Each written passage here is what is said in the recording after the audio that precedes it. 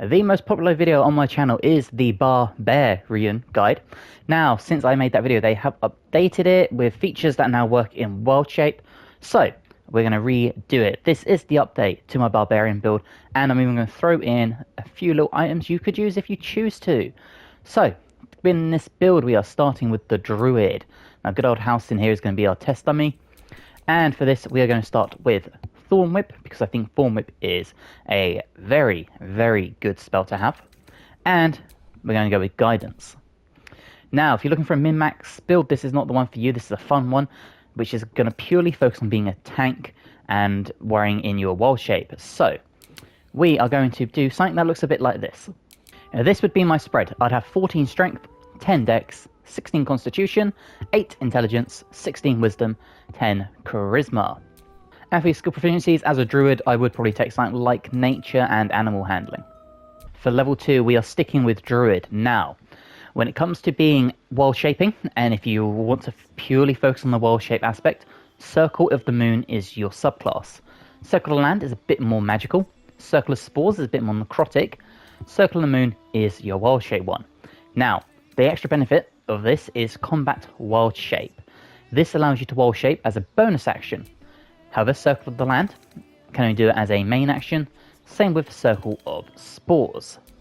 For your spells, I would take Thunderwave, because you know how I feel about Thunderwave. I would take Longstrider, Enhanced Sleep, and I would take some healing abilities. Fairy Fight is a very good spell, which I think the world of, but it is concentration, and that will be lost in World Shape and in Rage. Okay, at level 3, we are finally dipping into Barbarian. This gives us access to our Rage. At level 2, we stick with Barbarian. This gives us Reckless Attack and Danger Sense. And level 3 is where we dip into our subclass, and this is where we leave the Barbarian behind. So, for this to work, we want to do the Wild Heart one. Now, previously I took Berserker. This time, we're going to go Wild Heart, and we're going to go Bear Heart.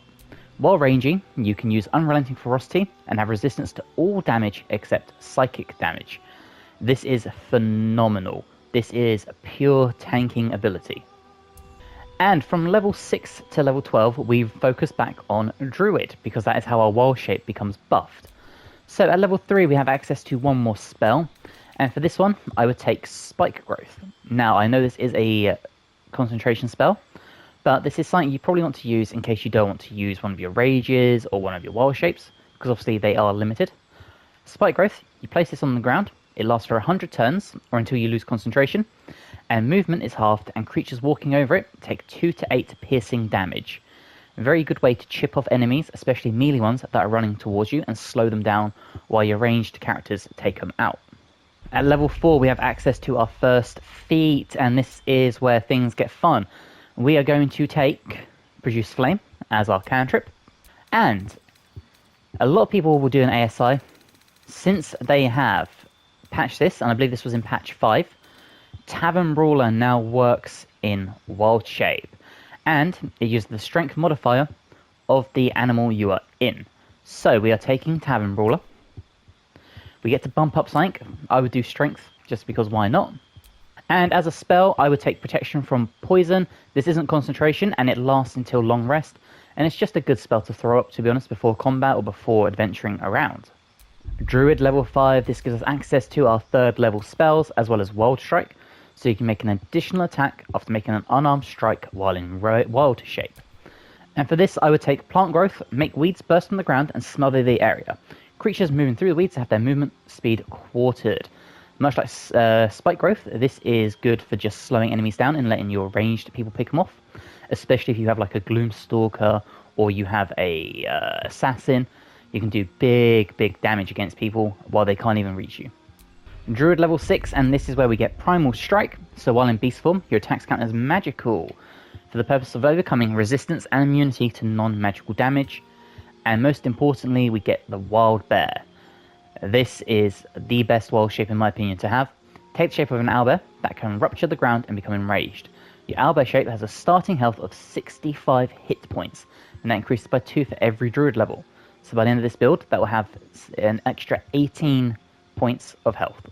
For a spell at this level, I would take Daylight. Again, it's just another utility spell to be used outside of combat. Remember, this isn't a build that's focused on doing lots of damage outside wild shape. This is all about getting into your wild shape, tanking and hitting hard. Okay, we are level 10 overall, so now Druid level 7. We now have access to a 4th level spell, and the only option here in my opinion is Conjure Woodland Being. This lasts until long rest, and you summon a Woodwode. The Woodwode itself also has a summon, so your one-man tank has now become 3 people. And you can summon both of these before combat begins, and they will just roam around with you exploring. Druid level 8, we now have access to the Saber-Toothed Tiger. Now, this can shred armor and regenerate hit points. A very good wild shape to have. Doesn't quite hit as hard as the Owlbear, but if you want to just weaken a lot of enemies around you, the Saber-Toothed Tiger is OP. And for a feat, now we could buff our stats, but they don't really stack in the wild shape. So instead, we're going to take Savage Attacker. When making melee weapon attacks, you roll your damage dice twice and use the highest result. And another spell to help us slow enemies down. This time we're taking Grasping Vine. Summon a giant vine capable of dragging creatures towards itself. Again, this is concentration. It will not last in wild shape or when you're raging. But if you don't wish to use those and just want to throw away a spell, this can be very good once again for slowing people down and just letting your characters just pick them off. And finally, Druid level 9, and for me it has to be Mass Cure Wounds. And effectively what we have here is a Druid Barbarian that outside of combat is very utility based, has daylight, can heal, and inside combat can just purely tank and hit very, very hard in wild shape. I'm going to show you how this build works. First of all, we have a few items to go over. Now, these items, I will warn you, there are not many. There are 4. There is some really good ones though. For example, the Armor of Moonbasking. This is a very good wild shape armor. It gives you 22 temporary hit points once you cast wild shape. And while you have those temporary hit points up, all damage is reduced by 1. So not only does it help you tank 1 extra damage, which I know doesn't sound like a lot, but can add up, 22 extra hit points on top of what you already have. And when you think the Owlbear has 83 hit points, I think it would be, 22 on top, you're looking at 105 hit points in wild shape form. Very, very good. It also gives you a +2 to armor bonus, also to armor class, so while you're outside of combat, so if you don't wish to wild shape and you've only got a few little enemies to pick off, your armor class is going to go up by 2. And we have advantage on saving throws against spells, and this stacks into wild shape. Bear that in mind. There's the Shapeshifter's Boon Ring. Now this is a ring that will grant a 1d4 bonus to all ability checks while in wild shape. Now, I think this looks really ugly, but there is a thing called the Shapeshifter's Hat. Now, this is a bit of headwear that increases your wild shape charge by 1, which is really good, because if we go here, you can see we have 3 rage, but only 2 wild shape. So, what this would mean is, by wearing this, you would have 3 and 3, which means you can balance out your rages with your wild shapes before you have to long rest, or short rest, I should say. And then finally, there is the Corvid Token. This is an amulet that allows you to boost your jumping and flying speed by 1.5 meters, and you can cast Featherfall. And Featherfall's effect lasts while in wild shape, which is really good. So we're going to go find some combat, and I will show you exactly how this build works. Okay, so I did just find this weapon, this helmet. Now, this is when you rage, hostile creatures in a 3 meter radius must succeed a wisdom saving throw or take 2 to 8 psychic damage, and targets receive half damage on a save. Now, I wouldn't pick this over the shapeshifting one, but if this is all you can find, then this is really good for throwing up your rage and just dealing some damage just for using your bonus action to rage. Could be a very good helmet to use, and this is what we're going to use in the guide because I cannot find the Shapeshifter's Hat. Okay, so we're now here in combat. Now, we are going to try and do this just housing to prove that this really can be a one-man army. We've left everyone else over here. So, before combat begins, we need to come and summon our Conjure Woodland Being. And we're just going to pop them, horrible janky camera, just here.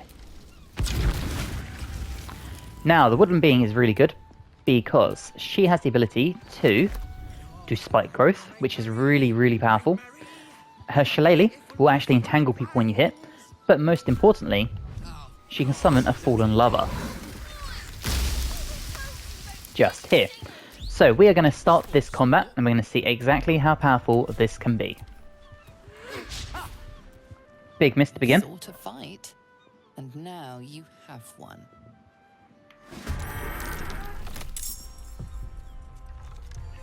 Now this enemy has sneak attack, and it's really, really annoying.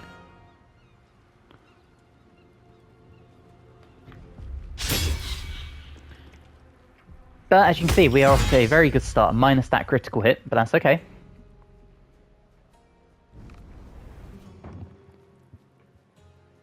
Now, the idea of the summons is not to be huge damage dealers.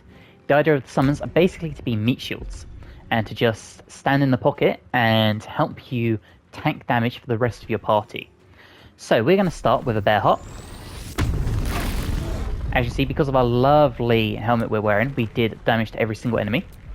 And we're very simply, because you have to use Rage and Bear Heart as bonus actions, our first bonus action has to be to Rage. You cannot Rage while you're in Bear Heart, or when you're in Wild Shape. So, we've Raged, we're just going to swing for the fences. There we go. And now we're going to play out the rest of the combat and see how our team does. So unfortunately, this is a 2-turn setup for the build to work, but it is doable. So once again, we'll try and entangle. They saved it, but we did do 13 damage. As a bonus action, we'll just strengthen our shillelagh. And now we have our Woodwode. And again, the Woodwode is a very powerful, it's a very good tank, and it does do some decent damage.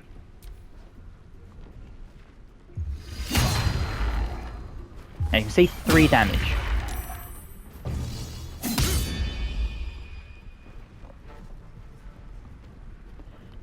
And now we wait for the lag, thank you. And of course they go invisible, because why wouldn't they?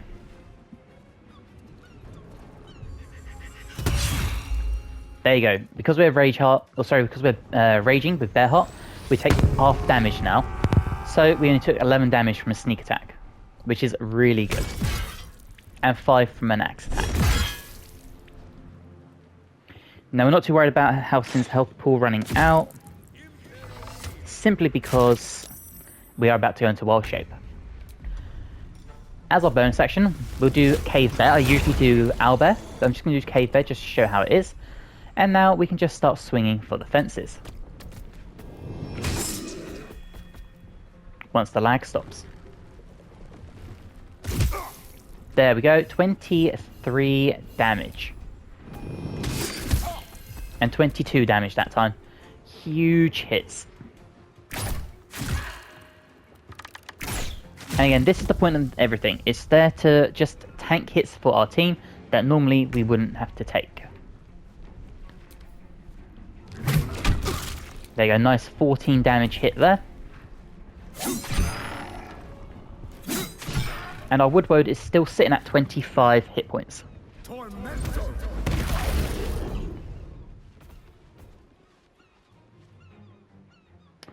And now, we very simply wait for our turn.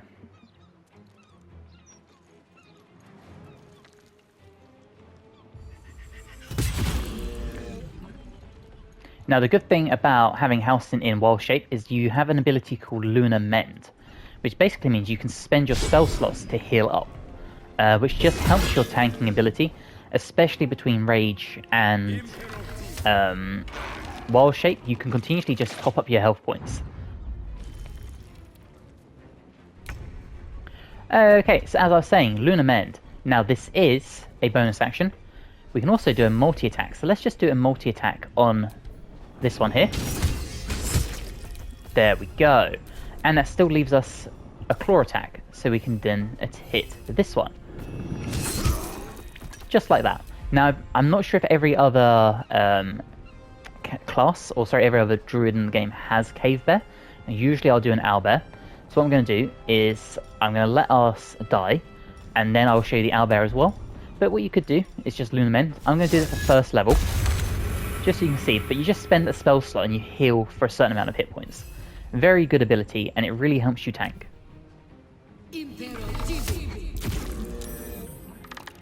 So we're going to let the Cave Bear's health run out, and you're going to see what happens once your Wild Shape form does expel. And again, our little Woodwode just here to help us chip away at enemies.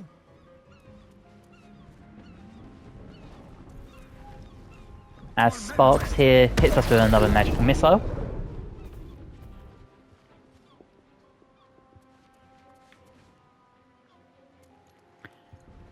And again, we're probably going to get hit with the sneak attack. So this might hurt, but there we go. It's going to be really good for getting our health pool down.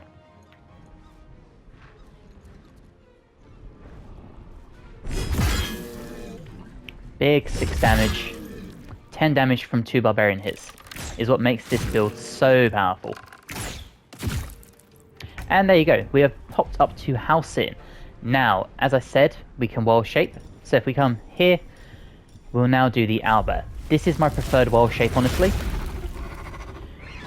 So, we're now going to start swinging again. 11. And 11. So 22 hits to a Bear Heart who is resistant to this damage. We're doing about 40 points of damage around, which is phenomenal.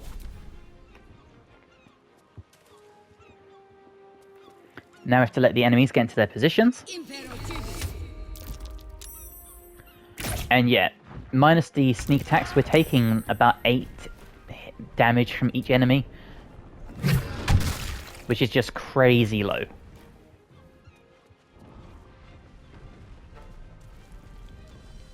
Probably going to hit with a magic missile, of course. And this is why this is one of my favourite builds to do as a tank, because you honestly just take no damage continuously. It's so much fun.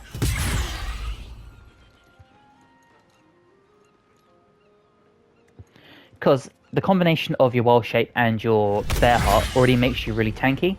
If you throw Lunar Mend on top, you can continuously top up your hit points, and you can have a character that can have a health pool of between 200 and 300 hit points for combat, just based on the combination of being able to continuously heal yourself, being able to wild shape continuously.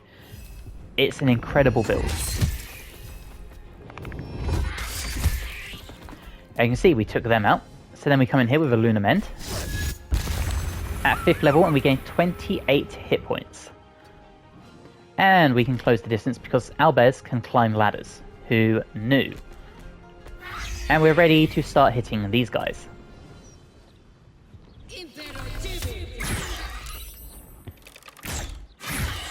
See, 6 damage from a whole round from one enemy is just mind-blowing. Now, we are going to dash up here to this enemy. Here we go, and we're ready to now take this one on. And they have regeneration. So this is really good. It regains 10 hit points if it walks through a fine surface, but this doesn't work if you recently took fire. So if you can combine this with a Dryad ability or with House In's ability, you can have a Wood Woad that continuously heals itself. And of course we get hit with the invisibility.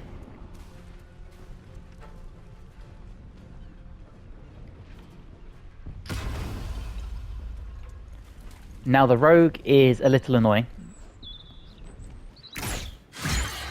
because of the sneak attack, but it is easily doable once you've closed down the distance.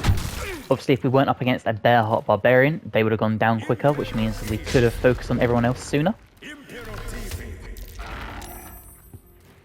And you have to remember, we are only doing this with just House In.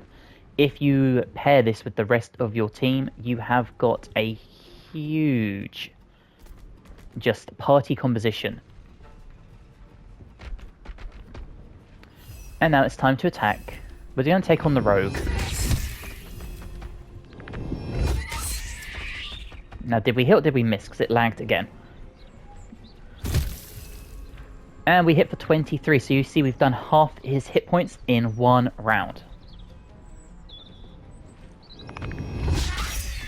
Now, unfortunately, we did miss that, but that would have been a great move to hit.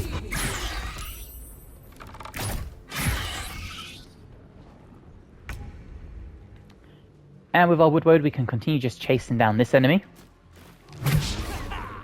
And missing, sadly. Now, it looks like Sparks is next to us. Oh no, he's still down the bottom with his 4 damage.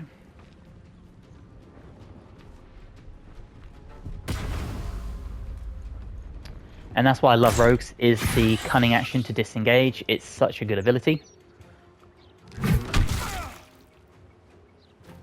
And our heavy hitting Woodwode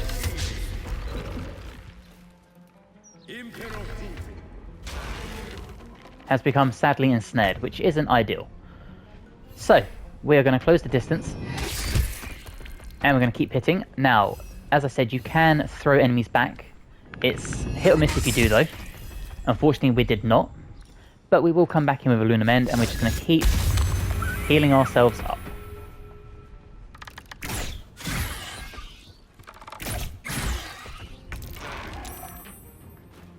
Now, we are no longer ensnared, and we're just going to keep chasing this enemy down. Doing 11 to 14 damage, as you see there.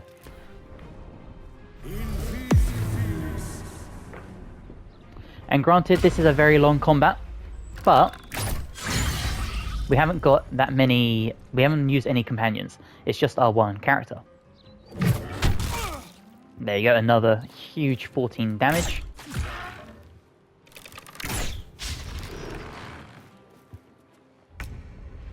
Okay, we are going to go this way. Now, we're going to finish this one off. And because of our moveset, we now have the ability to do this. And miss. Of course we miss, but we will Lunar Mend. And there you go, we are basically back up to full health.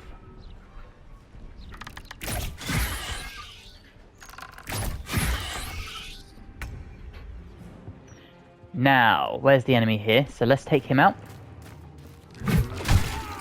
And there you go. And now we're too far away. We're just going to let the summon disappear. And as you can see, Halcyon has effectively killed everyone.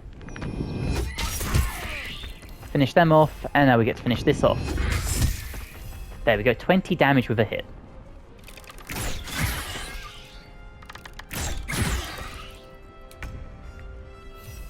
And this is because of Tavern Brawler and Savage Attacker. Tavern Brawler is buffing our hits as high as they can because of the strength modifier. And Savage Attacker is making sure we roll the most damage we can per hit. It's a killer, literally a killer combination. And this is the end of the fight. There we go. So, that is my updated Barbarian. It is even more tanky than before. It deals more damage than before, and it is a literal one-man or one-woman army. Let me know in the comments if you've enjoyed this, and let me know what you would change. If you have enjoyed, please drop the video a like. It helps me amazingly. If you're new and you're not subscribed but you'd like to, that'd also be amazing, and hopefully I'll see you guys in the next build. Bye guys.